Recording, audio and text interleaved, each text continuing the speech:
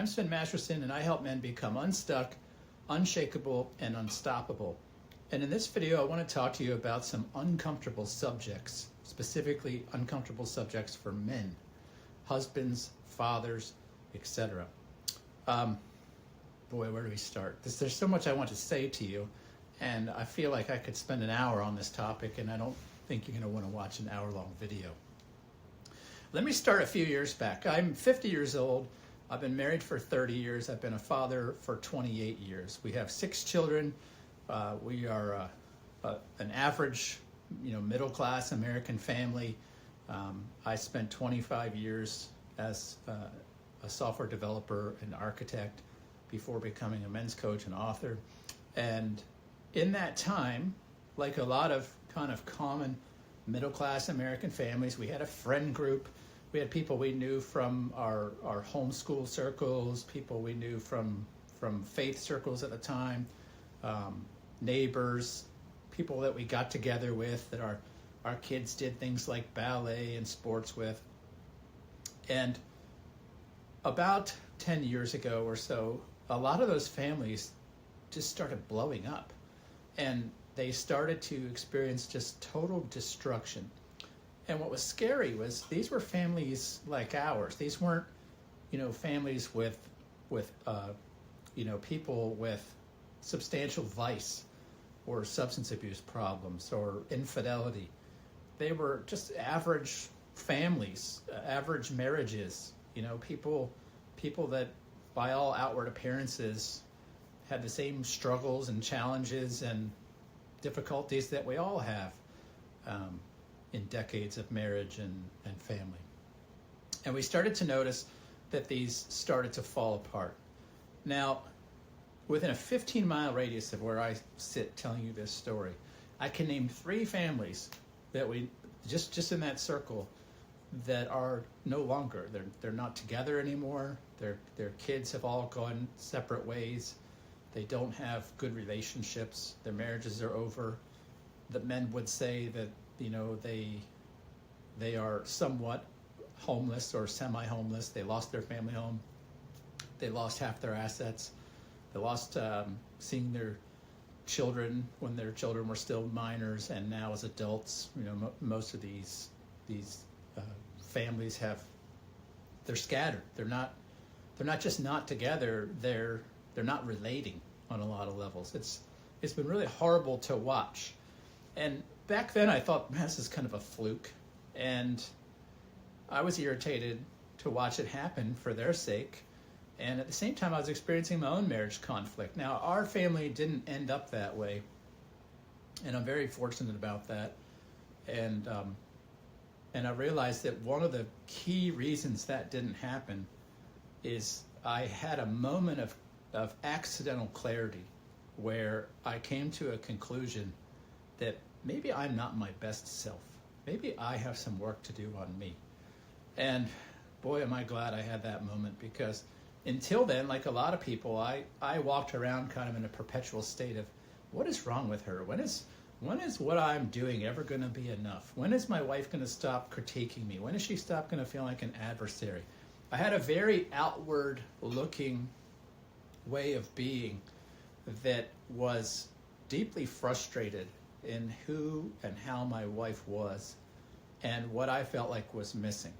And this was causing us just loads and loads of problems in our life and marriage. And so in many ways, I was just like these 3 men right around me who don't have their families anymore. The only difference was I had that moment of saying, maybe I need to work on me. I did that, and in that process, I started to share what I was learning about myself and the patterns I was seeing in myself and whatnot with other men in some men's groups online. And men started to reach out to me back then and say, hey, can you tell me more about this thing you're talking about? These things you're learning. And so I would have Zoom conversations with these men after work, like, hey, here's what I'm learning. And we would talk for an hour or two.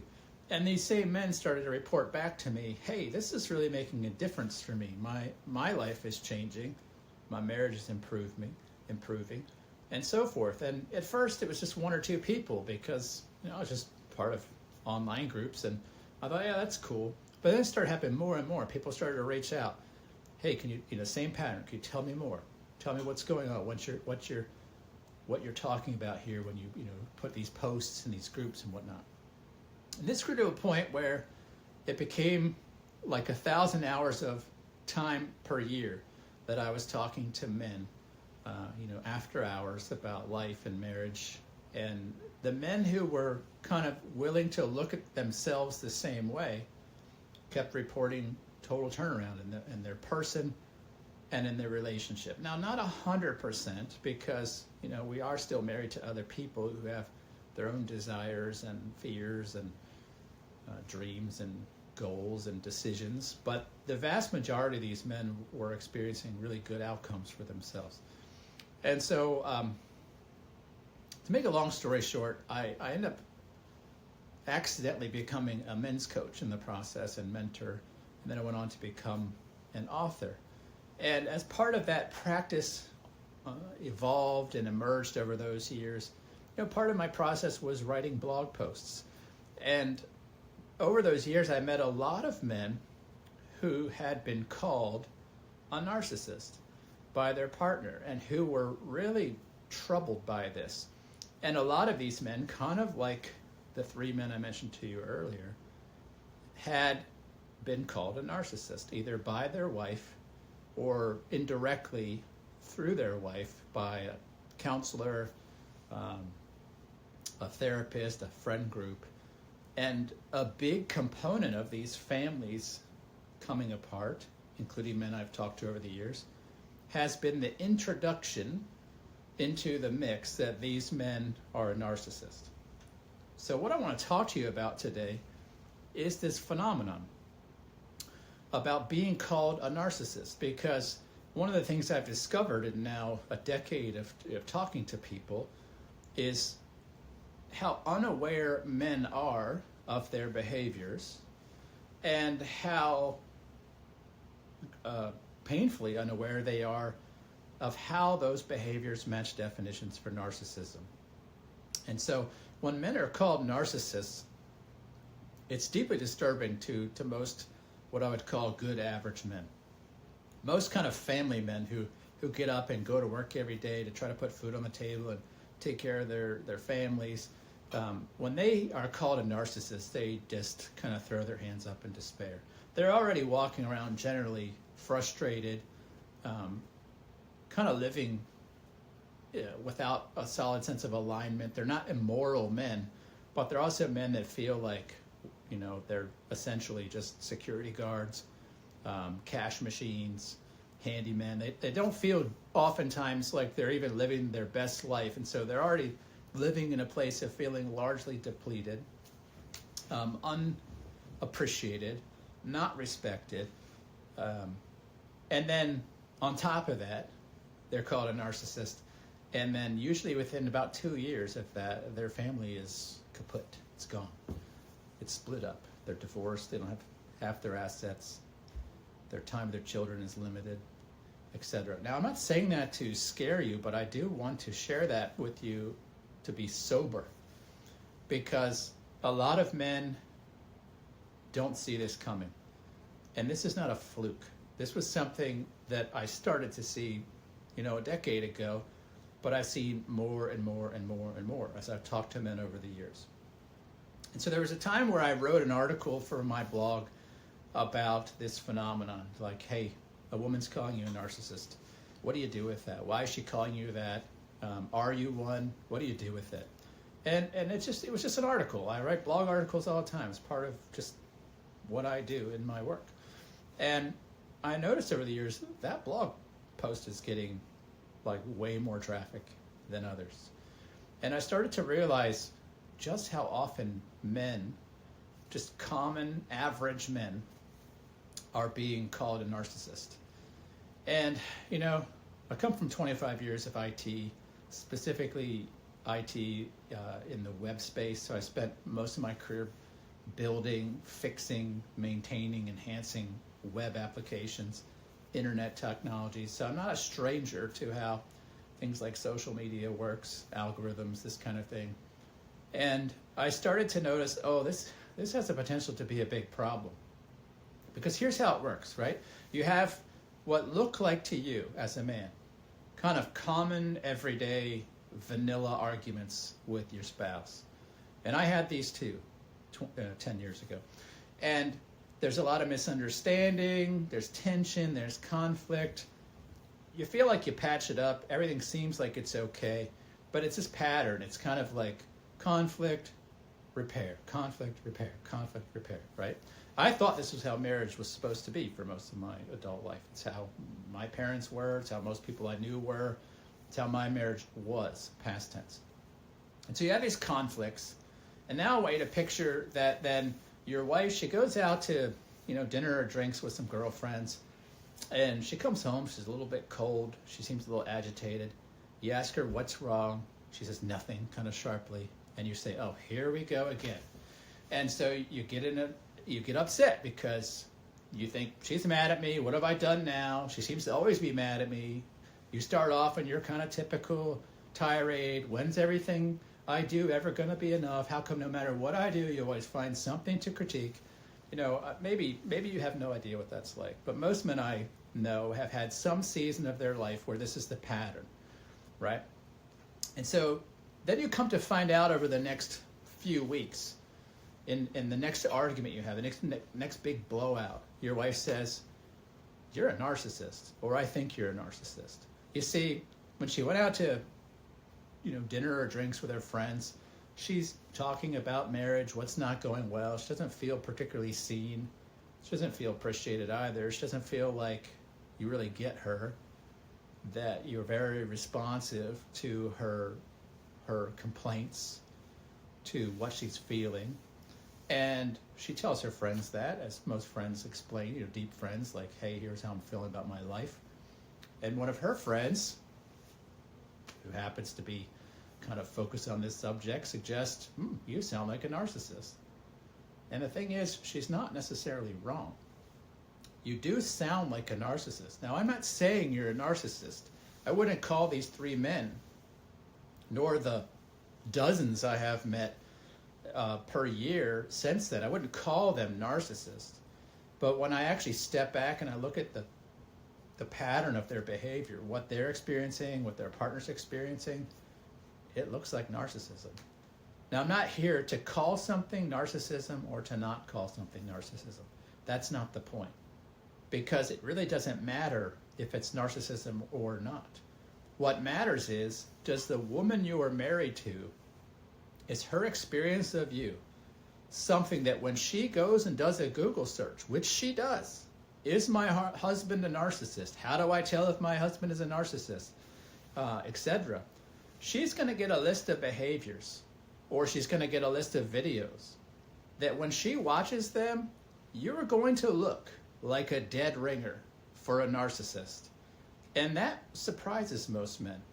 You see, most men actually think that a narcissist is somebody that walks around with this inflated, self-aggrandizing sense of self-importance, kind of the super arrogant person. And so when men think about that, the kind of men I'm talking about who are pretty humble, nose to the grindstone, guys that are out sacrificing for people all the time, they think that they are worlds away from a narcissist. They don't realize that the definition of narcissism is way different than that one little subset of the excessive self-importance.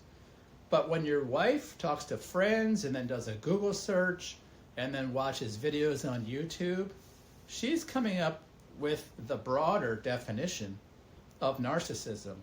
And you and my former self and most men I know, probably 95% of the men I have met, we're going to meet some of the criteria on the list of symptoms of narcissism. And once we look like a match, it gets worse. Because these same sources, especially internet experts, YouTube experts on narcissism, the vast majority of them right now are saying it's genetic, it can't be changed, it's hopeless, you need to get out. And that's what was happening to my friends even a decade ago. And thanks to social media algorithms, which have the goal, I will remind you, of producing ad revenue, they're going to keep showing people videos that people keep engaging with. And so when a woman is having a really rough time with her marriage, and she does these Google searches, and she watches these videos, well, YouTube says, oh, this is a video that's interesting to people. And it shows it again, and it shows it again. And so if you just go right now and do a search after you watch this video, go look up, is my husband a narcissist? On Google, YouTube, search Instagram if you're an Instagram person. You're going to find a lot of content. It's the same content your wife would find. And it might be really easy to get mad at the content and blame the content. But the problem is your behavior and how your behavior matches the behaviors that this content is describing and talking about. And so a whopping amount of men, and I'm talking about a whopping amount, the vast majority of men I know, in their current relationship, have behaviors that absolutely match the descriptions of narcissism. Not the grandiose or malignant narcissism that a man imagines is all narcissism, but the true definition of narcissistic behavior. You see, there's actually multiple forms of narcissism, and most men have no idea of this until they're labeled one. They're used to thinking that narcissism is this grandiosity I talked about, this excessive self-importance. They don't realize that anytime they're defensive, they're argumentative, they need to explain themselves, they need to be right. Anytime they feel entitled to things like respect, appreciation, attention, admiration, kindness, all of that looks like narcissism. When you want your wife's sexual attention, you look like a narcissist, potentially. When you have a strong opinion about how something ought to go, you look like a narcissist. When you have some judgments or strong opinions about things in the world, like politics, things going on in your neighborhood, you can look like a narcissist. And it gets worse. There's even, for example, communal narcissism. A communal narcissist is somebody who actually feeds their sense of self by being seen as this excessive do-gooder in the community. But their partner doesn't see him that way. This is the person who goes out and maybe they mow the old people's home and they go visit the sick and they do nice things. But at home, they're defensive. Their wife doesn't feel like she experiences empathy and understanding. And so when a woman looks that guy up, she finds communal narcissism. Then you've got the guy who goes and sulks, and he feels bad because his wife is angry with him, and he's not saying anything. He's simply off in a corner, feeling bad about himself and pitying. These would be the people we might call Eeyore. That's vulnerable narcissism, or sometimes covert narcissism. You see, there's these 8 different forms of narcissism that most men have no idea even exist, let alone that they match the pattern for these forms of narcissism. And so when women are going and looking up basically their frustrations with marriage, they're coming pretty rapidly to search results that indicate that their partner or husband, the father of their children, the person who shares the signature of their mortgage is a narcissist. And that same content, 90% of the time, tells them there's no hope, your husband is broken permanently and genetically abusive, and you must get out. And this, my friends, is what breaks marriages. Now, it's not the people on the internet, as much as it might be tempting to say so. They're not causing the destruction of marriage.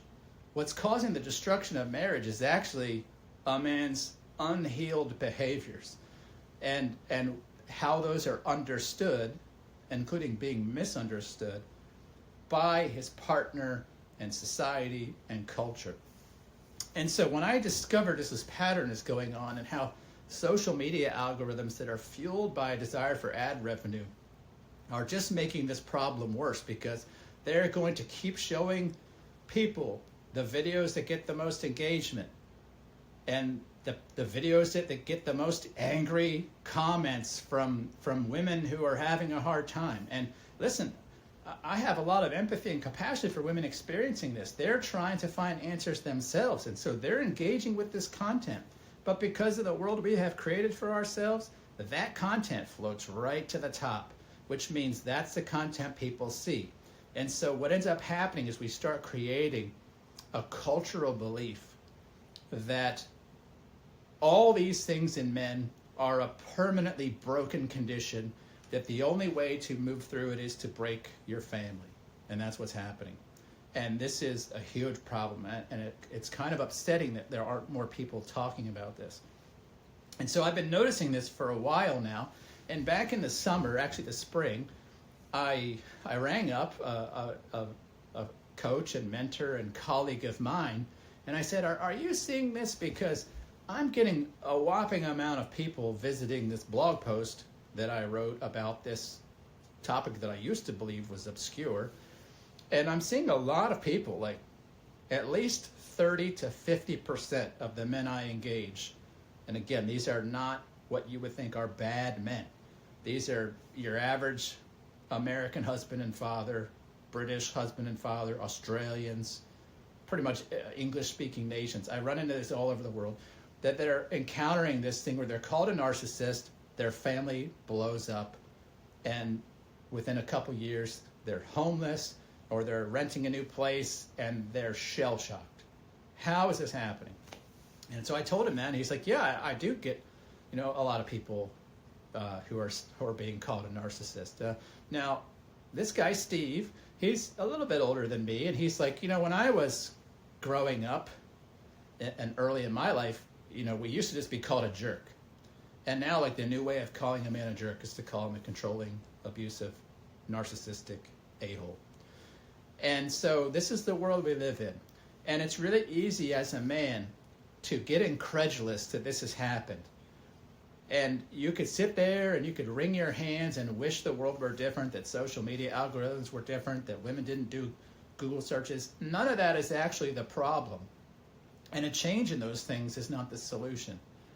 So if we're going to correct this, if we're going to stop families from getting blown up and destroyed, we have to actually elevate a different message. Not a message of hopelessness, not a message of you're permanently genetically broken and there's no hope for you, your marriage, your family, but to elevate something different.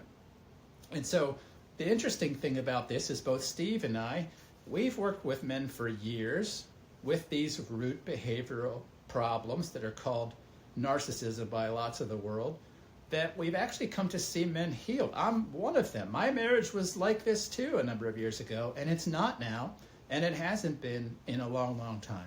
I have not had a meaningful argument with my wife in 6+ years, and she will tell you the same thing. We have a beautiful marriage. We've been married for 30 years. Our children are all healthy. We have a great relationship as a family, and it's enviable to a lot of people. And why is that? Because these things can be healed. They can be addressed. Men can actually change. And so when I contacted Steve, I said, we have got to put something out there. We can't just sit by while all these internet experts and whatnot are basically having the prominent influence in the world of saying these men can't change, and just watch all these families just blow up. I'm kind of tired of it, but I also feel like, well, what do we do?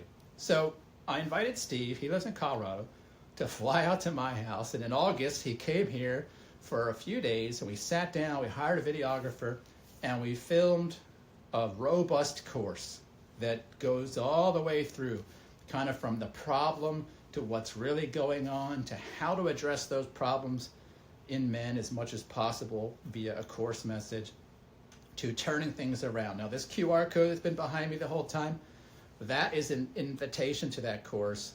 This is the only place this offer exists, is in this video. And that's basically a half-off discounted rate. Now, my point here is not to get you to sign up for that, but if you're wondering what that is, that's what it is. It's for men to go through and get help turning the ship around, okay? But most people aren't going to do that, because most people don't just sign up for things randomly in YouTube videos. And so I'll tell you more in a few minutes. So when Steve came out, we sat down, we recorded this long video series, which includes a video where he interviews my wife, by the way, so you can see for yourself how she describes our marriage before and after. And then I said, Steve, okay, this is great. This is really cool what we did. I really love what we made. It's this authentic, real video series shot on my patio, my workshop, my living room. But a lot of men, they're not gonna sign up for that for a couple reasons. One, they don't think they're narcissists, and two, people just don't make rapid decisions financially about that. So why don't we let's make a book, okay? So I'm pleased to announce that we just got done this just a few weeks ago, December. We got the book version of our course out. It's called Narcissist or Not, right? A Man's Guide to Transforming Hurtful Accusations into Lasting Love and Trust. It's written by myself and Steve Horsman. It took us 4 months to put this together. Look how thick it is. It's about 400 pages. It dives deeply into those 8 forms of narcissism I talked about, explains what they are, what they look like, how these behaviors look like narcissism to a woman, especially matched with Google results. It talks about then how to address those behaviors. This is stuff that our fathers never taught us, that we always wished a man would tell us, right? Like when I was going through kind of my complete marriage breakdown, what I was encountering at the time was like, how come I didn't know this? Why didn't nobody ever tell me this? It's not that I didn't want to be my best self. I didn't know how. And so I would have been beside myself with discouragement had I done a Google search then and found videos saying there's no hope. I don't know what I would have done. And so we sat down to make men a manual of sorts. This is how you take care of these things in your life. This is how you stop needing to be right all the time. This is how you stop arguing and being defensive. This is what it looks like to have empathy. And here's why you don't have empathy. Here's how you get to the place where empathy is natural and easy instead of something you feel like you really can't figure out and you have to wrestle for. We have a lot of information in this book, and this is the paperback. It's on Amazon. And so what I want to offer to you in this video, if the course is a little bit too much of a commitment for you, is an invitation to do a few things. The first thing I want you to do is to consider taking our assessment. Now, we've put together this assessment. It's about 15 questions. It'll ask you questions. They're not very hard. They're multiple choice. I always liked multiple choice tests when I was a kid. And based on your answers, it will score you in these 8 forms of narcissism. And it will explain to you in a comprehensive report, 50 pages or so, not just what your results are, but based on your specific score, what we recommend is kind of like your next step. And it's not to sell you something. This is a recommendation of here's what you need to focus on in your behavior. These things. And so that report alone goes a long way in helping a man begin to understand this problem of his behavior and the ones that look narcissistic. It'll also give you very concrete feedback of just how narcissistic your behavior is or isn't. I want to warn you, though, about 98% of the men that take that test are shocked at just how narcissistic their behavior is.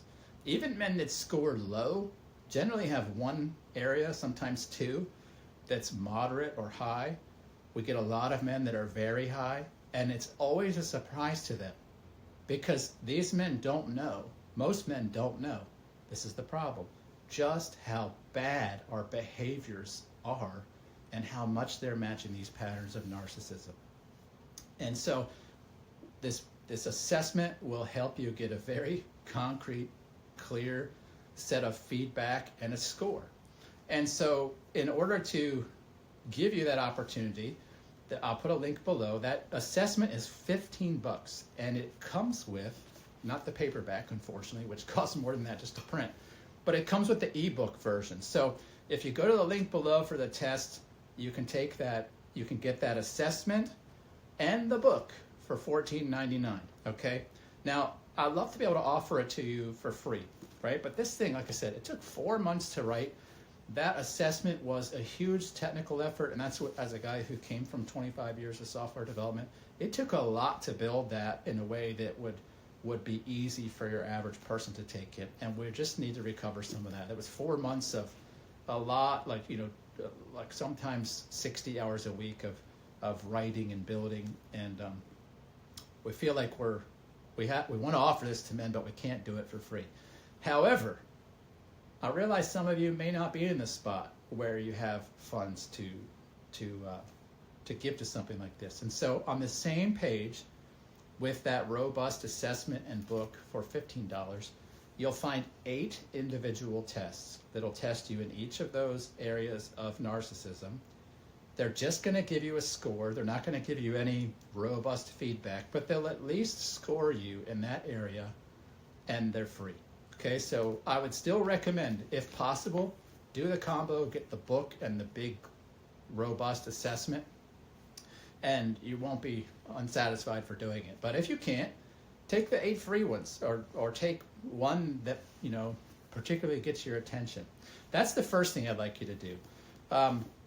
Secondly, if you read that book, and even with this video, remember how I told you that social media algorithms are really elevating content that has a rather hopeless and bleak message about outcome and possibility? They're not really elevating stories like mine, where a marriage is healed, where a 30-year marriage is going well, a marriage where there's no real arguments, a marriage where my wife is happy. She doesn't think I'm a controlling narcissistic a-hole. I don't think she's any horrible thing. And it's not because I'm walking around on eggshells or just saying yes dear, yes dear. I'm not. We live a great marriage, and it's because of the things that I have put in this book, along with what Steve has shared about his relationship history and his. And so if you like this video, add a thoughtful comment, because there'll be plenty of trolls that leave comments. But what oftentimes doesn't get done is that decent people don't hit the thumbs up and subscribe, because we become immune to it. We're so used to people saying, ding the bell, subscribe, all that we just ignore it. But when you ignore it, and people don't ignore the videos with a darker message, videos like this one, they get hidden. They fall off the radar. You can go look at a lot of my videos. I always have a positive message. A lot of times, they're not going to actually show up in search algorithms because they're not going to be popular. And they're not going to be popular because I'm not appealing to people's sense of hurt, people's sense of victimhood, and other things. And so one of the ways we could turn the tide around a little bit is if we start elevating positive messages about marriages getting better, men overcoming insecurity, fear, shame, anxiety, narcissistic behaviors. Steve and I both work with men constantly. It's both of our full-time work, and we both help men overcome these behaviors every single day. And so I reject the message that a man cannot be helped. I reject the idea that if it's genetic, that it can't be overcome, because I see it all the time. And I'm not even any kind of mental health professional. I'm a coach and mentor. And if I, as a non-mental health professional, can help a man overcome these behaviors, I'm positive that people with much more credentials could do the same. The difference is we got to start talking about it differently. We have to stop labeling and judging and shaming men and making men the bad guys, and stop shaming a man into the corner as being some sort of problem, and start attending to the hurts and the wounds of men. Because what you find, for anybody listening, behind the behaviors that men are experiencing is hurt. You find men that don't know how to resolve the painful things that happen to them in their life, and you know what? They float up in marriage. And so when men start to address those, they start to look at themselves deeply, their behavior changes, their marriages change, their families stay together, and our nation, our culture, our world gets stronger. But I need your help in getting that message out there. And so if you'd subscribe, ring the bell, all that stuff, leave a thoughtful comment, that'll help. Lastly, I want you to do one more thing, and that is to educate yourself by going into a browser and doing a search. Do a search like you would if you were a wife who didn't feel like her needs were being met. Search for, is my husband a narcissist? Watch the top 5 videos that come up on YouTube. Search Instagram and Facebook and whatnot for narcissism, and see what the messaging is out there. And I want you to take a long, hard look in the mirror, in addition to our assessment in our book, and ask yourself, do I actually look like any of these things? And if you're honest, the vast majority of you will. The vast majority of men will match some of these symptoms. And you can do one of two things with that. You can ignore that and put your head in the sand like a lot of men will do until it's too late and painful. Or you could start addressing the things in your life that are coming out like this. Because that's the only way you're going to avoid kind of long-term consequences. Now, you might not lose your family. I didn't. I'm really fortunate that I didn't. But that's grace. That's grace. If this happened, if I lived 10 years ago today, and my wife had just gone out with a few girlfriends for a glass of wine or dinner, or hung out for a tennis match, and had a conversation in which somebody suggested that maybe I was a narcissist, had she gone home and done these Google searches, I would have matched. I would have matched. Now, does that mean I'm a narcissist? I don't think so. Did I have some deeply insecure, dysfunctional behavior? Yeah, I did. I don't now, and that's because I learned how to overcome them. And I'm convinced if I can, as a normal, average, everyday guy, so can you. And so get the book, take the assessment. If you want to go big, sign up for the course. That is the best way. And we'll hope to see you soon. All right, take care.